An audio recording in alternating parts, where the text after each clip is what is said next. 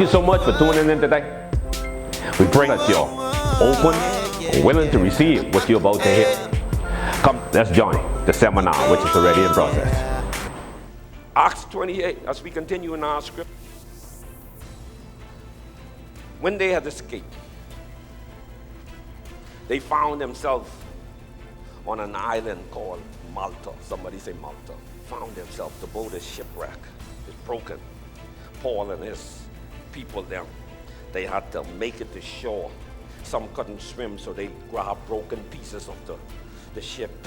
Can I tell you that as broken as you are, all you got to do is find something to hold on to until God gets a hold of you? And the only thing that is a guarantee is your faith. Hold on to whatever you could hold on to right now until God enacts your faith. So they comes to this place called Malta. Paul's destination, remember, was Rome. It wasn't Malta. He was on his way to Rome. God told him he was going to take him to Rome. He always wanted to go to Rome. In the midst of it, because of the storm that God allowed to come his way, now he finds himself in a place called Malta. Can I tell you what Malta represents? It's a place of adversity. It's the place that you never planned to go. It's that place that everyone gets to go to. No, you didn't plan for a Hurricane Dorian. No, you did not order some of the things that this hurricane brought to your doorstep. You didn't go on Amazon and order the way you feel right now. But God sometimes allow these things to show up at our doorstep because everybody got to go to Malta. Touch your neighbor, say everybody goes to Malta. You had different plans for after the storm. I've never seen a storm in my life. I'm 58 years of age. Never seen a storm do what this storm did. Nobody could have planned or imagined this. All my life growing up, we used to use plywood and nail on the windows, over the windows. And once we know that the window is covered, then the storm was okay. But this hurricane rip off the plywood, rip out the windows, rip off the doors. I never seen water rise that high inside somebody else. I saw a 2-story house with water coming up to the next floor. We never, ever experienced this. Never, ever. We didn't plan for this. We didn't know that we was going to Malta. In fact, I know that there were people in Abaco, Freeport, New Providence. We planned what we was going to do after the storm. You know, we always say, look here, when we going home, I'm parking up to go home from work, I can see you after the storm. Now you go back to look for your place of employment and it ain't there no more. The Bible said many are the plans in a man's heart, but it's the Lord's purpose that will prevail. There's a Malta that you got to go through in life. And you got to be careful that whenever you go to Malta, what you do while you're in Malta. Paul, when he arrived at Malta, he did what he always did. He was always serving people, so he started to serve the people. The Bible said they were wet and it was cold. So the natives there, they was gracious and kind to them. So the natives, they went and they fixed this fire.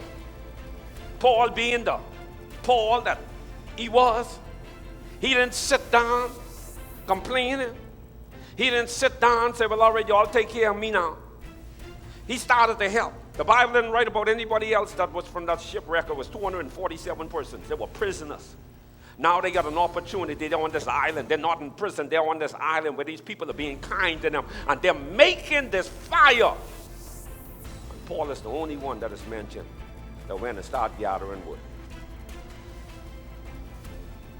What I gather from this, even though you're being displaced during this hurricane, you got to be careful that you don't sit down and become a dependent. You got to start helping yourself. You see what I'm saying? Gather some wood. Don't believe that everybody's supposed to support you. I seen some people on TV. Oh, ain't nobody come to see. Help yourself right now. People help you out of the goodness of their heart. Yes, as a nation, our government is supposed to look out for the citizens. But you can't just sit down and wait on people to come and help you. It's the old saying what's said. God help those who help themselves. Do something. Don't sit down and complain. All that energy that y'all spending doing all of these videos and stuff. I know you're going through something. I can't even imagine what some people are going through.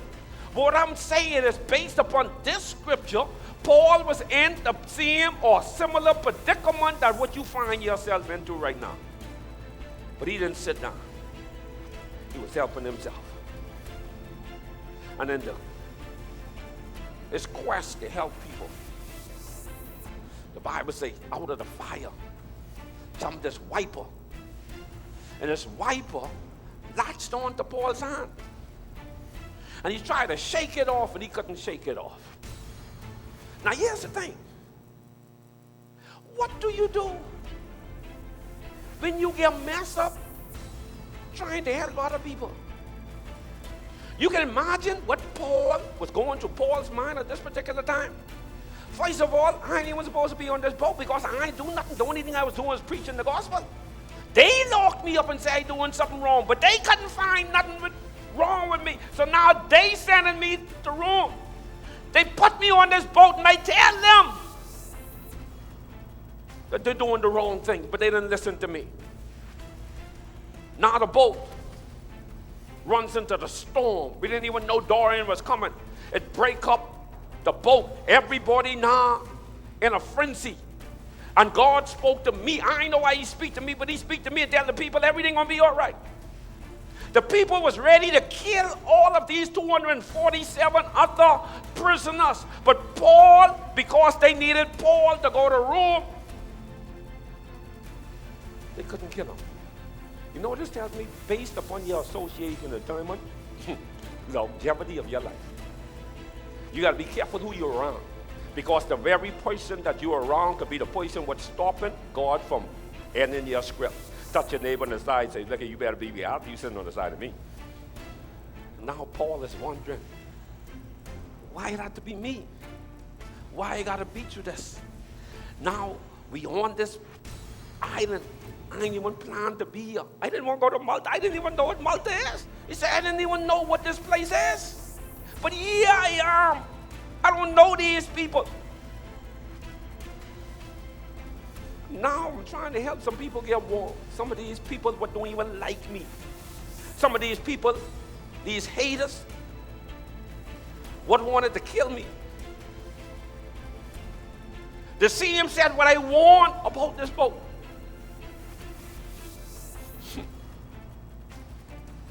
And these fools, I trying to warm up, but didn't even listen to me.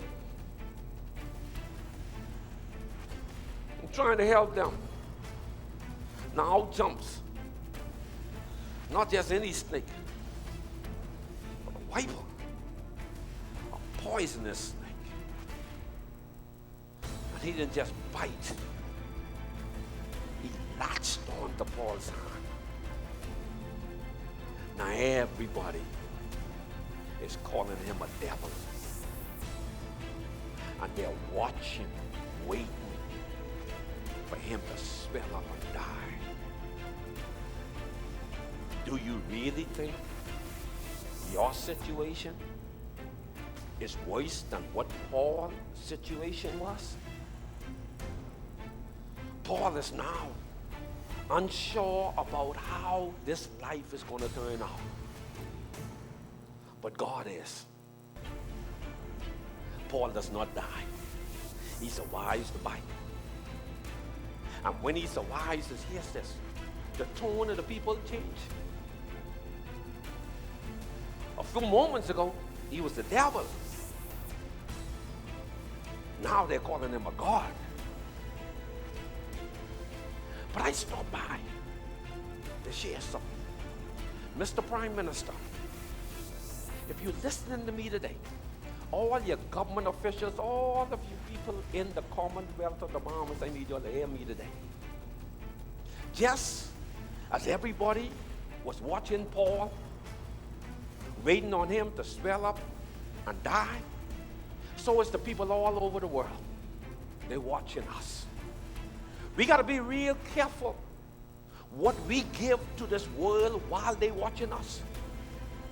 Truth be told, God has presented us with an opportunity. And if we use this opportunity the right way, the sun gonna rise in the Bahamas again. But if we make all of these international people that are watching us, we on every television station in the world, if we make them believe that we don't have faith, that we don't believe that God is going to rise us up again, guess what? The same people that you're dependent upon to be able to send resources, they ain't going to send it. See, there was something about Paul. Paul knew where God told him that he was going. Bahamas, we got to know where God tells us that he's going. No, we might be in Malta right now, but God promised us he was taking us to Rome. We got to be careful of the mindset that we get while we're in Malta. Joseph was in the pit, but he didn't give up. He didn't start blaming everybody. He didn't start complaining everybody. Why? Because it didn't look like the palace. They put him in the prison, but he didn't start complaining. He didn't stop doing what he was supposed to do because the prison didn't look like the palace. God promised him that he was going to the palace. Last time I checked, God promised us that we was going onward, upward, forward, together. That's what he promised us. He ain't say that he was going to forsake us. We still got things to do. We got a country that we need to rebuild. And while the world is watching us, they're also watching to see what God is going to do in our lives. And the only way God's going to operate inside our lives is we have the right attitude. Because the right attitude is going to determine the altitude. We got to be careful. This is our time of crisis. Yes, we're in a crisis. But how we deal with this crisis is going to determine how soon we get out or if we ever going to get out of it. Paul understood this. This is what kept Paul. He knew what God promised him. He knew that God told him he was going to Rome, not Malta. Malta is not our final destination. It's just a part of the script. Your opportunities in your life will be the byproduct of the adversity that you have to go through in life. So I get ready to wrap this up in Acts 28:7. Watch this. Watch this. Everybody pay attention. In that region, there was an estate of the leading citizen of the island. Somebody said the leading citizen of the island? And then said in that region where they was, there was a leading citizen of the island. In the region of the Bahamas, there's a leading citizen of that island. We mightn't like him. We mightn't like he blonde hair, and he's tweet on thingamatalk, a bunch of things, but he's the leading citizen. His name was Publius. Now, if you ever looking for a baby name, that's a good name. Publius. Name your baby that. Publius. Publius, come here, Publius.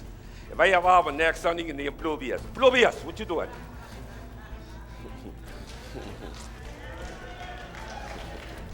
Yeah, y'all better stay focused. Y'all better stay focused. Watch this. His name was Publius. His name was Trump. Donald Trump. There was a leading citizen in that region whose name was Donald Trump, who received us and entertained us courteously for 3 days. We heard our Prime Minister the other day say, Donald Trump called him. As I said before, everybody watching the Bahamas right now. Publius heard something about this man would get bit by the snake. The man was supposed to die, but he didn't. Bahamas, hear me. Hear me, Bahamas. Talk to y'all for a minute. Talk to everybody in the Bahamas, not just who inside here today. He heard about Paul. He heard that Paul was supposed to die, but he didn't die. Right now, there's some people what putting wages on us. See whether we're going to rise or what's going to happen. There's some people right now what wondering how we can operate. There's some people right now, they just waiting to see whether they can send their money based upon how we handle the money, what they already sent. So they'll test you with 100 grand. They'll test you with the snake bite. Shut up. They'll test you to see where your head is before they send the billion that they need to send. There's some people out there what's sitting down right now, just observing us. But we better act like a champion, walk like a champion, talk like a champion. We better act the part. Why? Because it's in the script.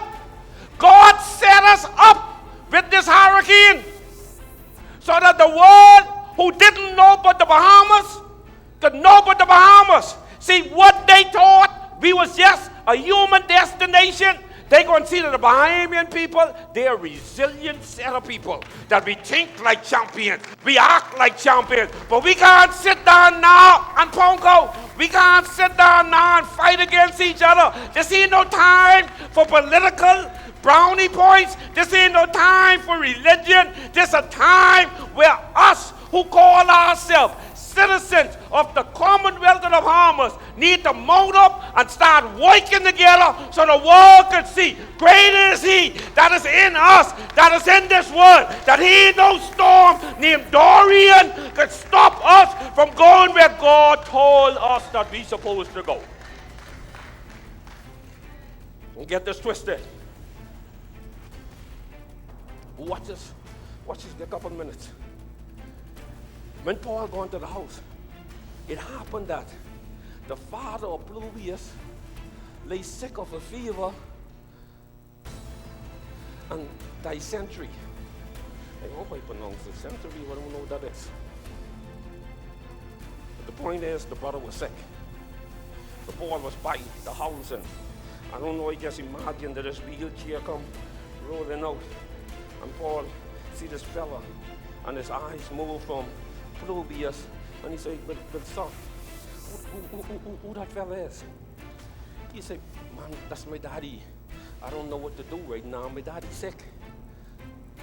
I really don't know what to do. So Paul shifts his attention from Publius, goes to the daddy, and the Bible says that Paul put his hand on Publius. What amazed me as I studied this is the same hand,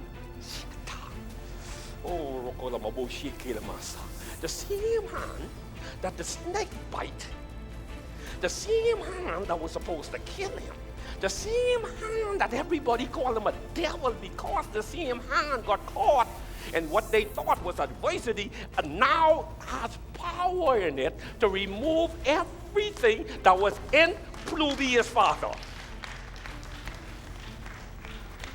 So the same thing, what the devil tried to destroy us through.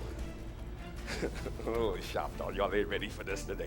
The same thing that the devil thought he was going to destroy us through. He thought he was going to use the hand of Dorian to destroy us. But God is going to use the hand of Dorian to set us up. And when he set us up, nothing in the world is going to be able to shake the Bahamas again.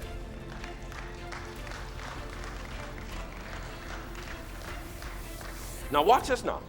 Watch this. So when this was done, the rest of those on the island who had diseases also came and were healed. Everybody came. Then Paul understood why he had to go to Malta. It wasn't about the shipwreck. It wasn't that God was sending judgment on Paul and all these other prisoners on the boat. God redirected. He used a storm to redirect Paul because there were some people that Paul needed to heal in the island called Malta, which nobody knew nothing about. God said, look, your room could wait, but I got something inside Malta that you got to do. There are some people, lives, who are being misdirected. Some of you coming to Nassau, some of you going to America, some of you going to Canada, some of y'all going over to Eleuthera and all these other things. Don't sit down doing nothing. God has redirected you because there's something God needs you to do. And you better do it, because it's in doing what you're supposed to do, what God set you up to do, what he wrote the script for you to be able to do, that you get your blessings. Watch me now. Paul was not supposed to be the Malta. He was supposed to be the Rome. Some of you ain't supposed to be in Nassau. But it's Malta right now. You had everything planned for what next week was going to be. But you're in Nassau now. You're in Malta. What you do in Malta can determine how quick and the condition that God get or set you up to get the way he's supposed to be taking you. Watch this then, since you don't believe me. Let's look at where he's standing. And they also honored us. Somebody say honored. What honored means? We often think about honored as like when somebody give you an award or something like that. But they thought highly about them. Why? Because they showed the hand of God in the midst of their plight. They didn't know how they was going to survive. These people lost everything.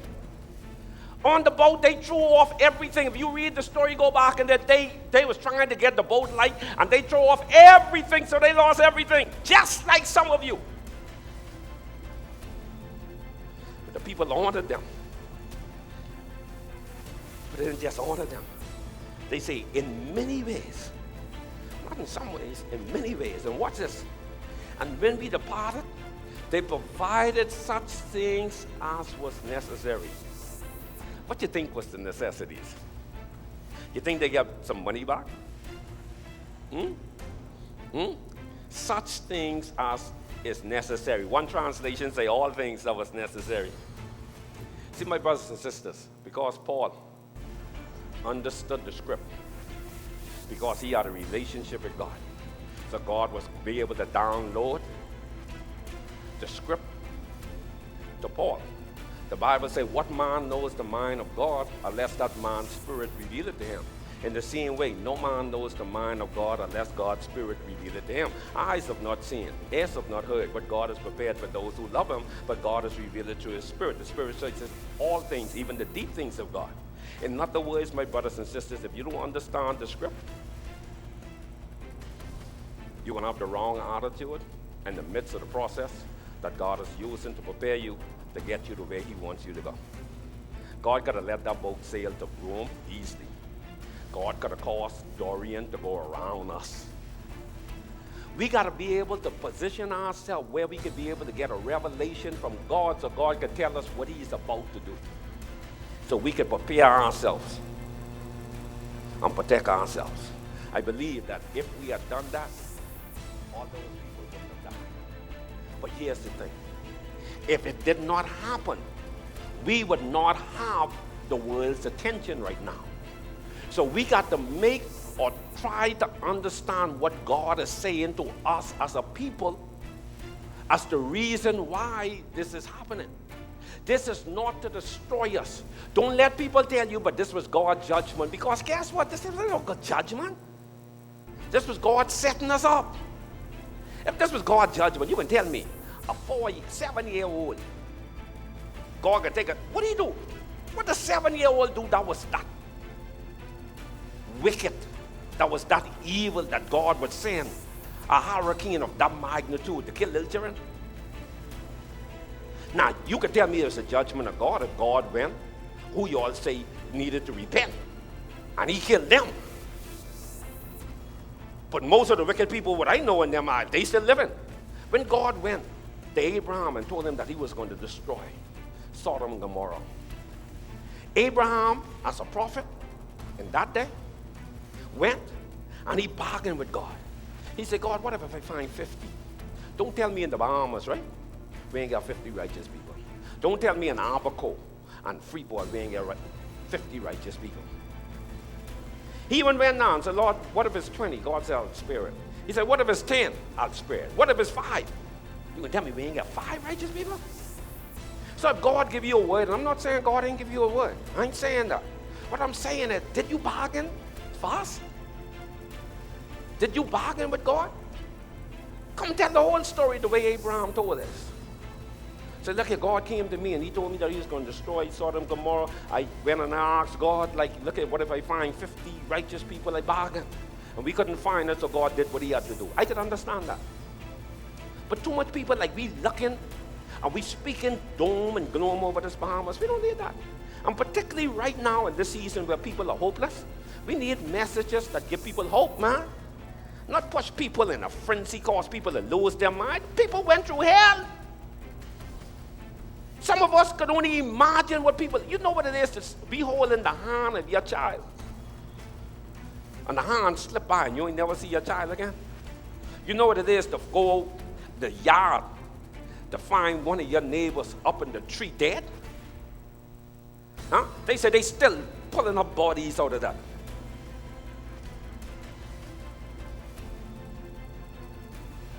But it wasn't the wicked people with that. So we got to be more mindful. The Bible says there's a time and a season for everything. There's a time and a season where we warn the people of God. But after,